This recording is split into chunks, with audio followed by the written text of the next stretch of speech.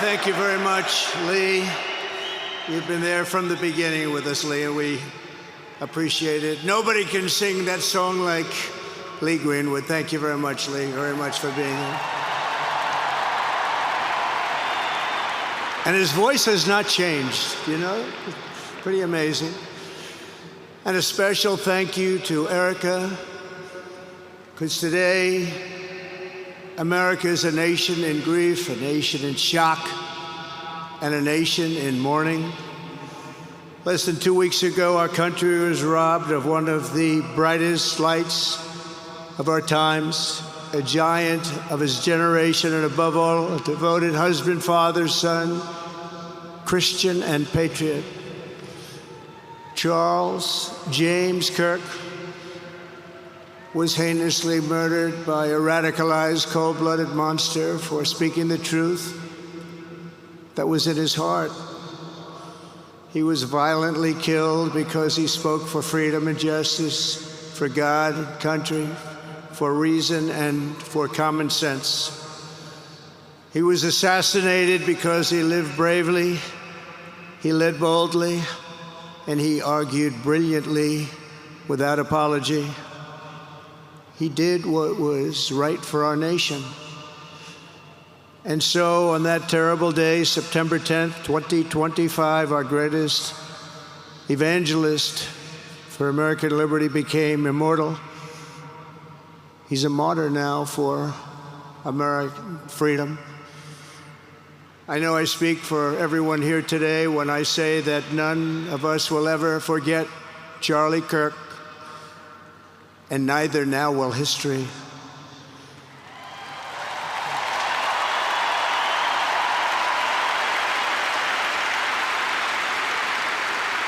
Because while Charlie has been reunited with his Creator in heaven, his voice on earth will echo through the generations, and his name will live forever in the eternal chronicle of America's greatest patriots. He will live forever. To Charlie's incredible and beautiful widow, Erika, we know the weight of this monumental loss is almost unbearable. But even in the midst of heartache and pain too great to even fathom, you have somehow found the strength and deep faith to be a comfort to millions and millions of people. And thank you very much, Erika. Thank you very much.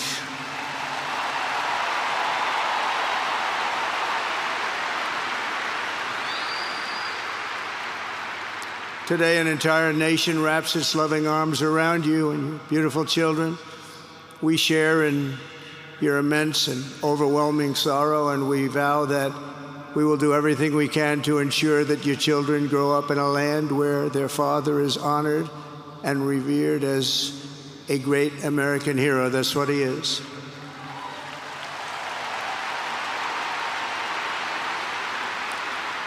To Charlie's parents who lost their beloved son, and to the entire Kirk family, we know that no words can ever be enough to fill the void he leaves behind. That's a void that just can't be filled. But I hope the extraordinary outpouring of emotion over these past 11 days has comforted you with the knowledge that your son brought more good and love into this world in his 31 short years than most people, even very, very successful people, can bring in a lifetime.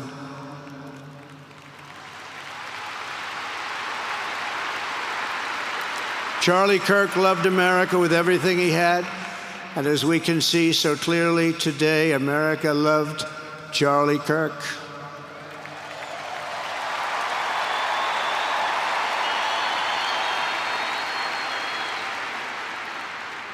And he could always draw a big crowd. Look at this today. Look at what's gone on. This is a big crowd.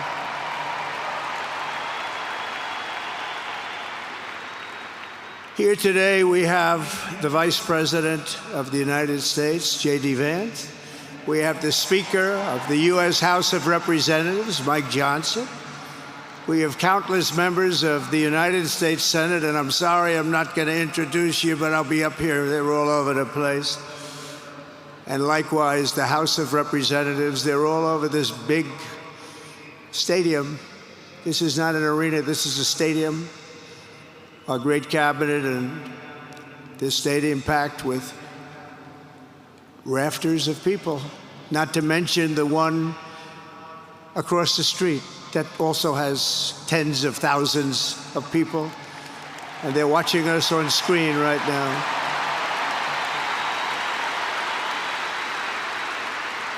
And I'm sorry we couldn't get you in. If anybody would like to give up your seat, please walk across the street.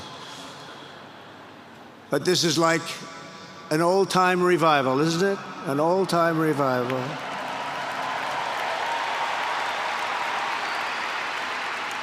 For millions of Americans, especially young people, it is agonizing and unthinkable to say goodbye to a patriot whose heart still had so much to give. It's so much. Raised in the suburbs of Chicago, Charlie was filled with a patriotic spirit from his youth, and he was an all-American in everything he did. And one of the last things he said to me is, "Please, sir, save Chicago." We're going to do that. We're going to save Chicago from horrible crime.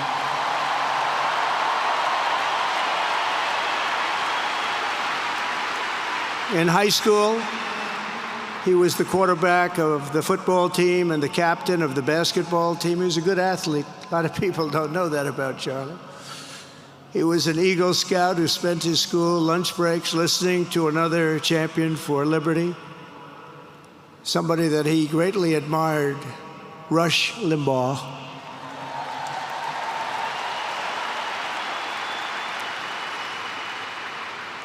But what was even more important to Charlie than politics and service was the choice he made in the 5th grade, which he called the most important decision of his life, to become a Christian and a follower of his Savior, Jesus Christ.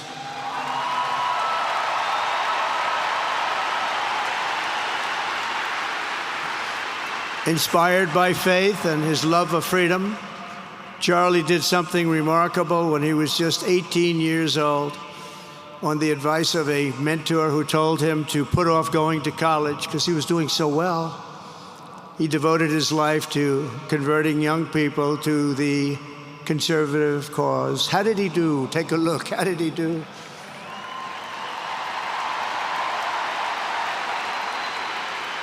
In 2012, 2 days after graduating high school, and with just $1,800 in his pocket, the young man from Illinois, who no one had ever heard of, started an organization whose grand ambitions were captured in its name, Turning Point USA. Great name.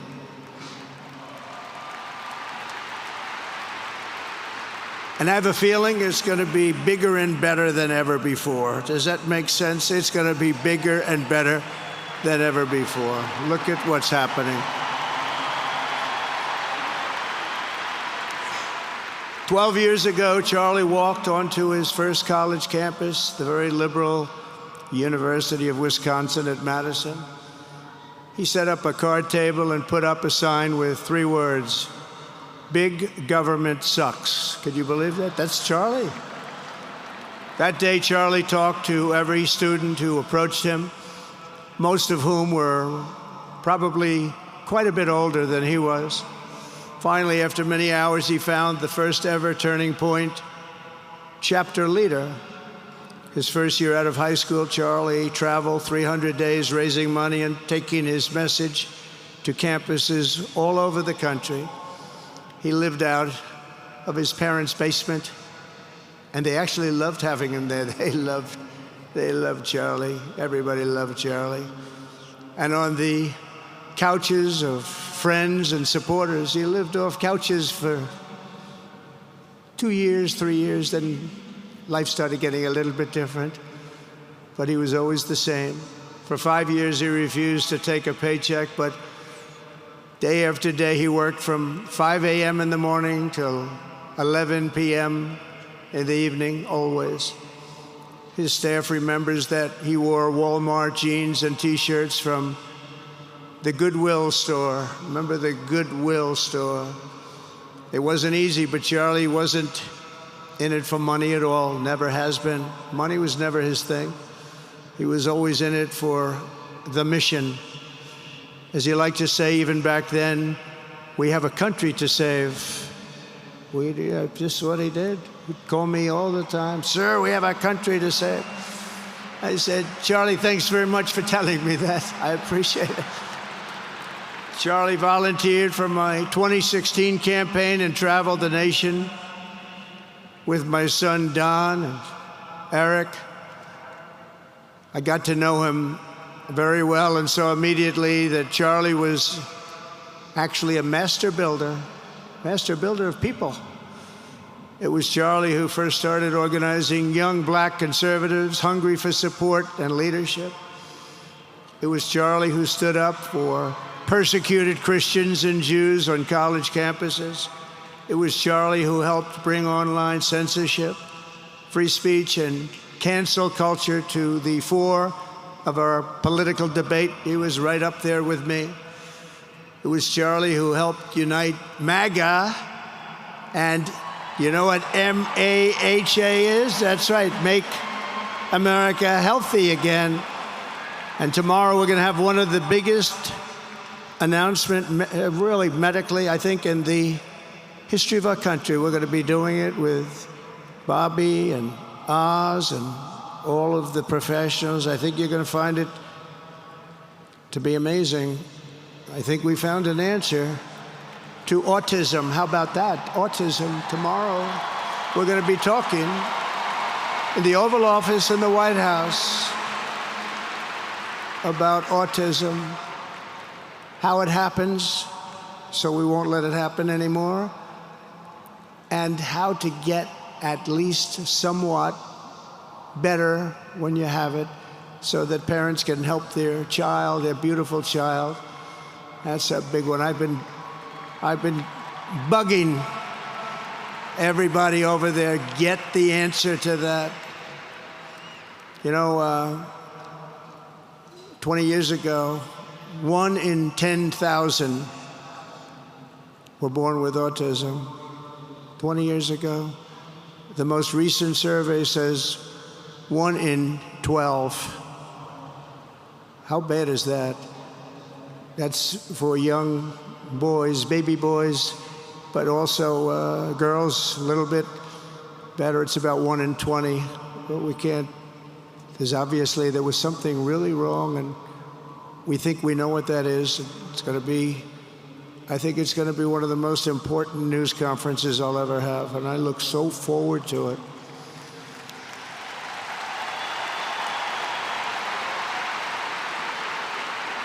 And you know who else looked forward to it? Because he knew. I'd tell him a little bit about what was going on. Was Charlie. He would have been front row center, believe me. We'll be missing him tomorrow. It was such a big deal for him, too. He brought together Donald Trump, Bobby Kennedy, right here in the great state of Arizona 1 year ago. Remember that? What a night, what a day that was. And it was Charlie who was among the first to speak to me about a man from Ohio by the name of J.D. Vance. Have you ever heard of him? He's doing a good job.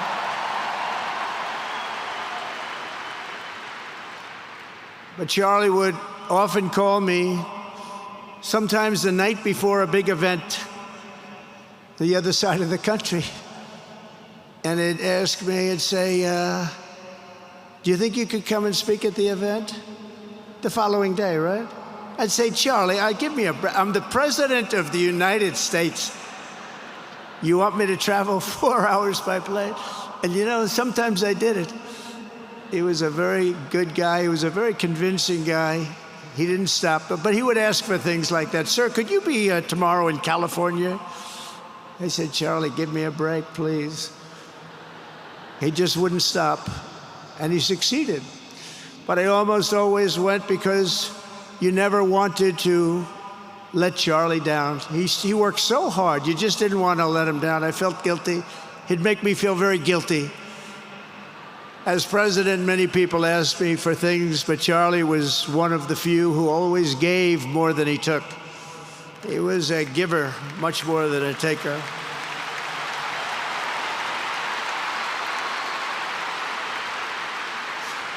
And no matter how big Charlie became, no one was too small for him to notice. He was good to everybody, didn't matter. Several years ago, a fourth grader asked Charlie to appear on his podcast, which was probably only watched by the parents of that fourth grader. And Charlie, who was actually pretty hot at the time, to be honest, he agreed, and the boy asked for advice. Charlie replied, the left, I call it the radical left. I call it sometimes the radical left lunatics. But Charlie didn't say that, he called it the left. He was probably right, but I can't help it. I can't help it. So he said the left, radical left lunatics, may have all the money in the world, but they can never outwork me. I will wake up as early as I need to about himself. I will stay up as late as I need to, and I will never stop fighting for our country. And he did this until his dying breath. That's what he was doing. That's what he was doing. Think of it. Wow. What a horrible moment. I was in the Oval Office when I heard they came in, and it was like a surreal experience, a terrible, terrible. I had some very big people in the Oval Office, and I was in the midst of a very important conversation for our country, big people, the biggest. And I said, you have to leave now. When they told me that, they told me in front of a group of very powerful people, I said, you have to leave now, right now, please. Right now, you have to leave, go. By his own determination and skill, Charlie Kirk built Turning Point from his humble beginnings, the beginnings that nobody believed could ever end up something like this, into a great movement and a juggernaut of American politics. And you know, we have a massive stadium loaded up with people, but he got tremendous crowds before he had this kind of horrible news and before we had to hear what happened so terribly. He delivered more than 250 speeches a year at over 200 colleges and universities, and that was at a time when it was not really vogue to go to colleges and universities if you were a conservative. It really took great courage. And we used to talk, and I said, you know, I think they're much more conservative than we know, and he agreed, but it just wasn't something that was happening because the radical left would do very bad things, very dangerous things. But Charlie set up chapters on 2,200 campuses and spoke at more than 1,000 churches. He launched a podcast and radio show that grew to an audience of 1 million Americans a day, one of the bigger shows on radio. And Charlie didn't just bring young people into the movement. All of a sudden, it started to grow by leaps and bounds. By 2024, we won more young people than any Republican candidate in the history of our country, including, for the first time, a majority of males under 30. Can you believe it? Remember when Republican presidential candidates would get 4%? No, we did unbelievably with young people. And he was a big, big factor. Unbelievable. But he made me work for it. Sir, you have to make a speech here, you have to make a speech there. But we did it, and we won, and our country is doing unbelievably well now. We had a country that was dead 1 year ago, and now we have the hottest country anywhere in the world. And Charlie helped us make it that. One of the great people. But through it all, the core of Charlie's message and his basic method never changed. It never really changed. He stayed the same person also. At every campus event, Charlie asked the people who disagreed with him to come forward, and instead of silencing them, he handed them a microphone and let them speak. And he'd convinced so many of them. It was a pretty amazing thing to watch, actually. Shortly before Charlie arrived on campus, the day he was assassinated, a staff member texted him that there were many critics and students who were opposed to his views, and rather strenuously in the crowd. And that actually made him feel good, because he wanted to convince them. He understood. He really did. He understood what was right. And he was right about that. A lot of it was based on common sense, by the way. Charlie wrote back to the staff member saying, "I'm not here to fight them. I want to know them and love them, and I want to reach them and try and lead them into a great way of life in our country." In that private moment on his dying day, we find everything we need to know about who Charlie Kirk truly was. He was a missionary with a noble spirit and a great, great purpose. He did not hate his opponents. He wanted the best for them. That's where I disagreed with Charlie. I hate my opponent, and I don't want the best for them. I'm sorry. I am sorry, Erika. But now Erika can talk to me and the whole group, and maybe they can convince me that that's not right, but I can't stand my opponent. Charlie's angry. Looking down, he's angry at me now. He wasn't interested in demonizing anyone. He was interested in persuading everyone to the ideas and principles he believed were good, right, and true. Before each appearance, he prayed these words: "God, use me for your will." Always said the same thing: use me for your will.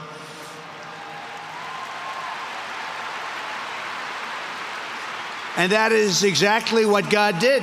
When you think, that's exactly what he did. The more success Charlie had, and he was getting more and more successful, the more dangerous his mission became. On campuses all over the country, his quest for open dialogue was met with menacing hate. There were bomb threats, pulled fire alarms, and countless rage-filled radicals who tried to shout him down. It was nasty. I used to say, "Charlie, this is nasty stuff you're doing." At one event, police had to build barricades to protect students from an angry mob of thugs. Many of these people, by the way, are paid a lot of money to do this. They're agitators. They're paid agitators. Remember that. When you see they all have the same beautifully printed sign, every sign is identical, comes out of a top-level print shop. That's not the signs that are made in somebody's basement. Those are paid for by very bad people, and hopefully we're going to be finding out through the DOJ who those people are.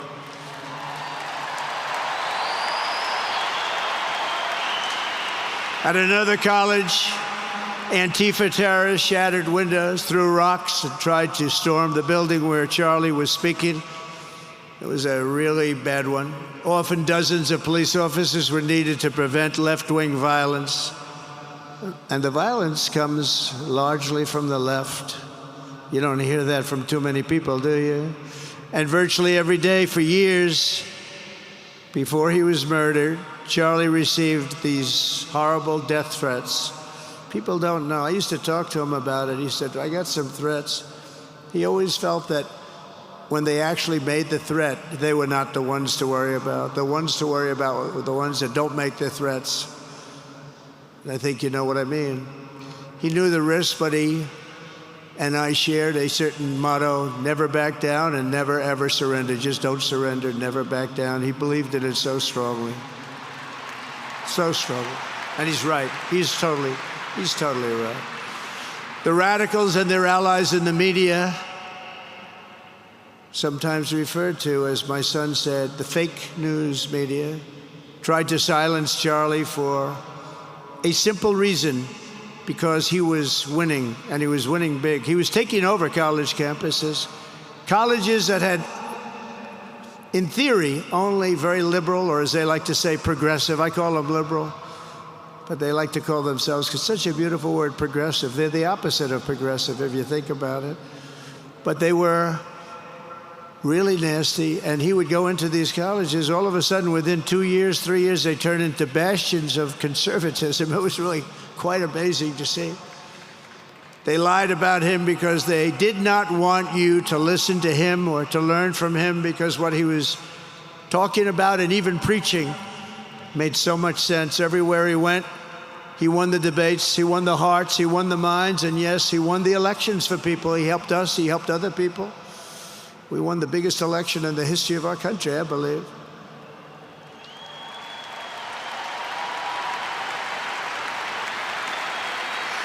Charlie Kirk was without a doubt among the most influential figures in the most important election in the history of our country. The election of, that beautiful day, November 5th, 2024. Do you remember that day? It was 9 months ago. What a day that was. I mean, we had a pretty good day in the first one. And I must tell you, on the second one, we had a phenomenal day. But a lot of bad things happened, and now that's not even questioned. They cheated like dogs, but we got them back, didn't we, huh? We got them back. But we owe Charlie a profound and eternal debt of gratitude now, just like Charlie and Erika made Turning Point hot. We are looking at a country that has the chance to attain a level like never before. Tariffs are making us rich again, richer than anybody ever thought was possible. And the only one challenging them are people that hate our country or foreign countries that are paying a price, because they did the same thing to us for years. They took advantage of us, but we're making money. We're becoming richer and richer.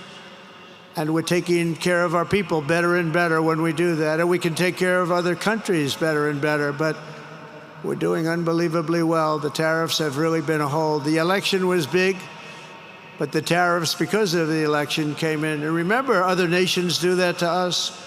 And Charlie understood that. He saw the money. He saw what was coming into our country, and we can use that for Medicare, Medicaid, Social Security, all of these things that we fight so hard for.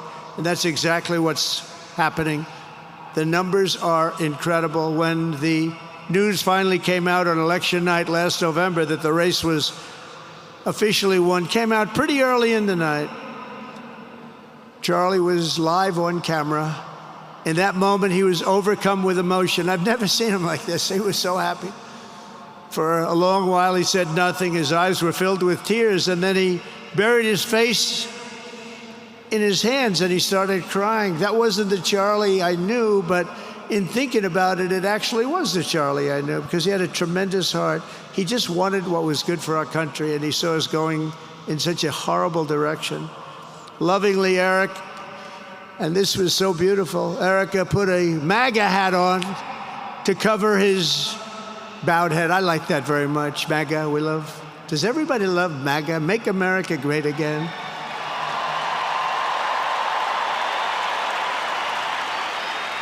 When Joe Biden used to get up, remember the speeches? We will stop MAGA. We will stop MAGA. You know, he could barely get the words out. We will stop. I said, can somebody inform him the MAGA means Make America Great Again? How do you say you're going to stop it? And Charlie understood that. When Charlie finally looked up and spoke, he smiled through the watery eyes and simply said, I am humbled by God's grace. That was his statement that night. I was watching him. I was very impressed, actually. It showed he had a big heart. Every single American should take a long, hard look at the twisted soul and dark spirit of anyone who would want to kill a young man as good as Charlie. To kill anybody, but to kill a man like this, he didn't deserve this. He didn't deserve this. Our country didn't deserve this. And anyone who would make excuses for it are just out of their mind. Charlie's murder was not just an attack on one man or one movement. It was an attack on our entire nation. That was a horrible attack on the United States of America. It was an assault on our most sacred liberties and God-given rights. The gun was pointed at him, but the bullet was aimed at all of us. That bullet was aimed at every one of us. Indeed, Charlie was killed for expressing the very ideas that virtually everyone in this arena and most other places throughout our country deeply believed in. But the assassin failed in his quest because Charlie's message has not been silenced. It now is bigger and better and stronger than ever before, and it's not even close. And it's rare that such a thing happens, but Charlie is bigger today than he was, think about it, just 2 weeks ago. He's bigger today than he was 2 weeks ago. Now, that may not help his friends and loved ones, of which there are so many. It may not help Erika and those beautiful children who have to suffer so horribly through this moment, but they know it's true. He's bigger now than ever before, and he's eternal. He's eternal. And I just want to say we love him. And he's looking down at us right now, and he's saying, wow, that's a great crowd. He's saying, that's a great crowd.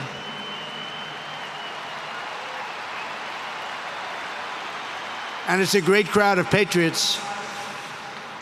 But that's why I will soon award Charlie the nation's highest civilian honor, the Presidential Medal of Freedom. It's the highest civilian honor.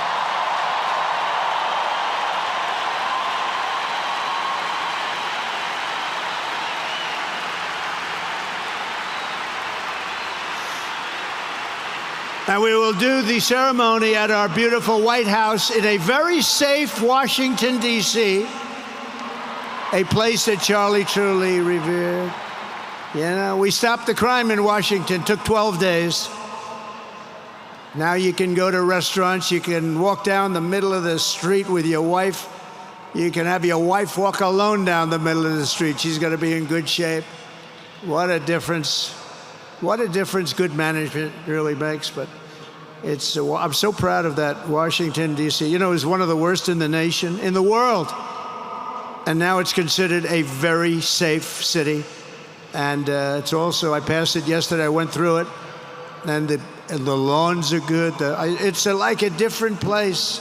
It's like the tents are gone, the threats are gone, the gangs aren't there. We got rid of, you know, we took out 1,500 career criminals, 1,500. If you have 3 career criminals, that can make a big difference. But I'm so proud of Washington, D.C., and now we're going into Memphis. And we'll get that one straightened out fast. And then we're going into some others, but we're going to go to Chicago, and we're going to have Charlie very much in mind when we go into Chicago. And we'll get that one straightened out. You have an incompetent governor who, he thinks it's okay when 11 people get murdered over the weekend. He thinks you don't have any crime when 11 people get murdered and 28 people get shot. He says he's got crime. No, they don't have it under control, but we'll have it under control very quickly. So we're going to be doing that. And Charlie loved what we were doing. He was so proud of what happened. He was there to see it. He's so proud of what happened in Washington, D.C. As you know, the depraved assassin who planned and executed Charlie's killing has been arrested and charged with capital murder. God willing, he will receive the full and ultimate punishment for his horrific crime. It's a terrible thing. Because you can't let that happen. You can't let that happen. Can't let it happen to a country. The Department of Justice is also investigating networks of radical left maniacs who fund, organize, fuel, and perpetrate political violence. And we think we know who many of them are. But law enforcement can only be the beginning of our response to Charlie's murder. Over the last 11 days, we have heard stories of commentators, influencers, and others in our society who greeted his assassination with sick approval, excuses, or even jubilation. You've heard that. So have I. Couldn't believe it. Some of the very same people who spent the last 8 years trying to sit in moral judgment of anyone who disagreed with them about politics suddenly started cheering for a murder. Incredible. You know the names. They're major losers, by the way.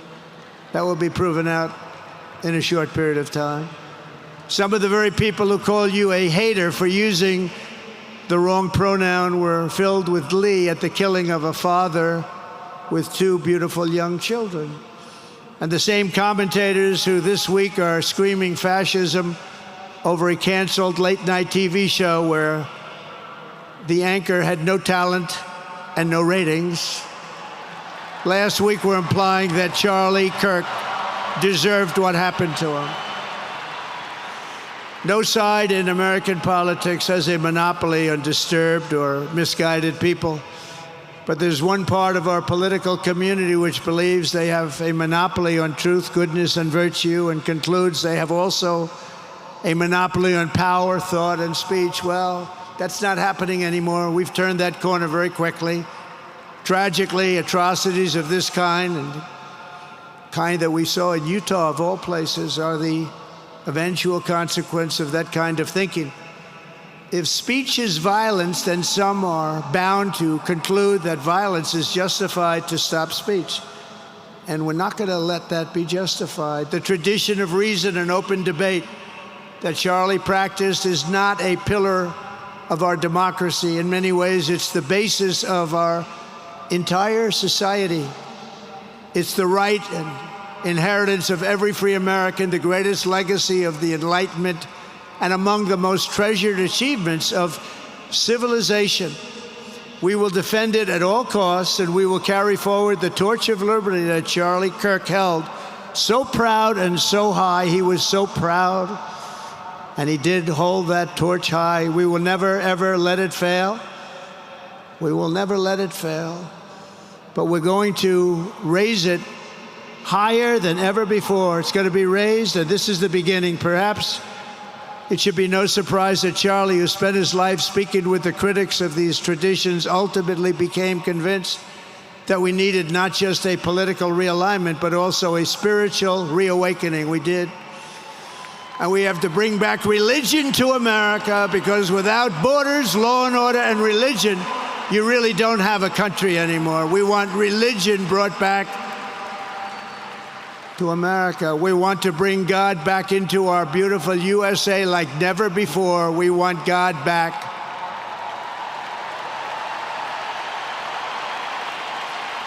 Charlie would have been so pleased to hear his friends and colleagues today giving testimony and giving glory to God. Within minutes of the gunshot in Utah, millions of Americans, young and old, heard the news and dropped to their knees and started praying. Even many who rarely prayed asked God for a miracle. Please, God, save Charlie. But although Charlie's time with us on earth has ended, those prayers for a miracle have already been answered. Look at what's happening. Look at what's happening. In the days since Charlie's death, we have seen how his legacy has touched so many millions around the world. In Calgary, Canada, thousands gathered at City Hall to sing the American national anthem and raise up posters with the name Charlie Kirk. In Seoul, South Korea, crowds gathered to wave American flags and shout, "We are for Charlie Kirk."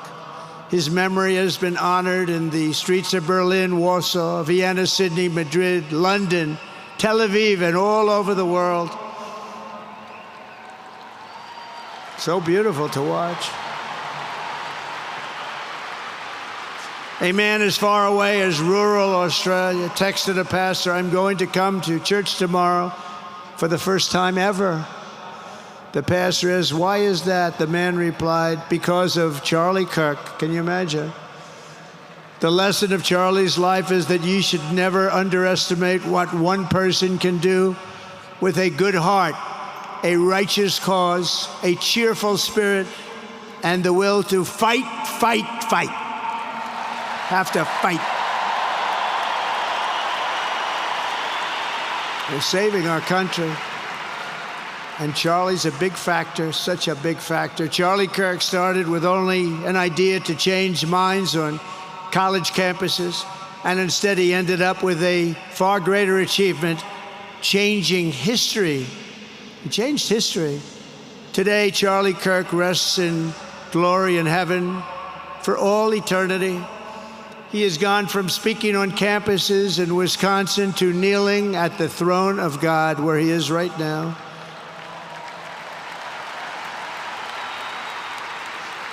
We grieve for the friend and leader that we have lost, but we go forward strengthened by his faith and bolstered by his courage and inspired by his example to defend the country he lived for the freedoms he died for, and the values in which he so deeply believed. He believed in values that we should all believe in. Charlie created something very special. It's called Turning Point USA. And under the leadership and love of Erika, it will become bigger and better and stronger than ever before.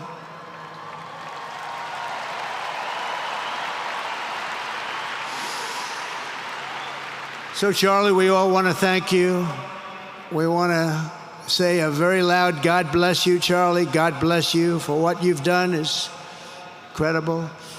And God bless Erika and the children. God bless the United States of America. And could I ask Erika, please come out. Erika, please come out. Thank you.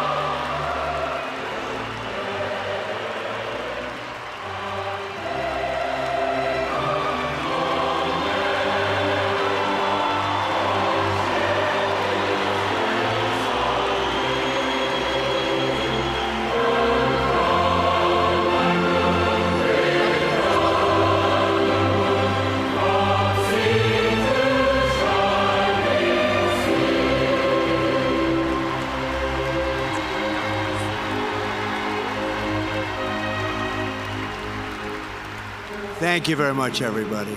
Thank you very much, and good luck. God be with you. Thank you.